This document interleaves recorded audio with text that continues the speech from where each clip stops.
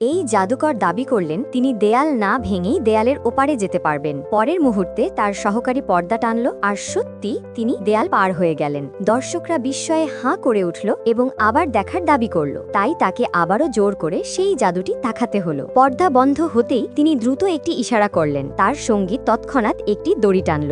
মেঝেতে ছোট একটি গর্ত খুলে গেল। এটাই ছিল তার দেয়াল ভেদ করার গোপন রহস্য। এরপর হুডিনি নাটকীয় ভঙ্গিতে মেঝে থেকে উঠে এলেন, দর্শকদের সামনে আবার উপস্থিত হলেন। এবার হাততালি আরো জোরে উঠল। পরের দিন রাজা তাকে রাজপ্রাসাদে জাদু দেখাতে ডাকলেন। হুডিনি সামনে এসে বললেন তিনি নাকি সবার ইচ্ছে পূরণ করতে পারবেন। তিনি সবাইকে তাদের ইচ্ছে কাগজে লিখতে বললেন। তারপর কাগজগুলো সংগ্রহ করলেন যেন সবকিছু বাস্তব মনে হয়। তিনি রাজকন্যাকে এলোমেলোভাবে একটি কাগজ তুলতে বললেন। শেষে যাই লেখা থাকুক তিনি তা পূরণ করতে পারতেন। কিন্তু কাগজ খুলতেই তিনি বুঝলেন তিনি রাশিয়ান ভাষা জানেন না। এতে সবাই হেসে উঠল। হুডিনি রানীর কাছে গিয়ে অনুরোধ করলেন যেন তিনি কাগজটা পড়ে শোনান। রানী শুধু এক নজর দেখে বললেন এই ইচ্ছে পূরণ অসম্ভব। কাগজে লেখা ছিল আবার যেন প্রাসাদের ঘণ্টা বাজে। ঘণ্টাগুলো শত শত বছর ধরে নীরব। তাদের দড়ি পচে গেছে, সিঁড়িগুলো ভেঙে গেছে। কিন্তু হুডিনি বিষয়টি সিরিয়াসলি নিলেন না। তিনি একটি রুমাল বের করে তাতে সাদা সিল্ক ঢুকিয়ে দিলেন। পরের মুহূর্তেই রুমালের ভেতর থেকে একটি দড়ি বের হতে লাগলো। এই দৃশ্য দেখে সবাই হাততালি দিল। তিনি রাজকন্যাকে দড়ি টানতে বললেন, আর পরের মুহূর্তেই প্রাসাদের বিশাল ঘণ্টাগুলো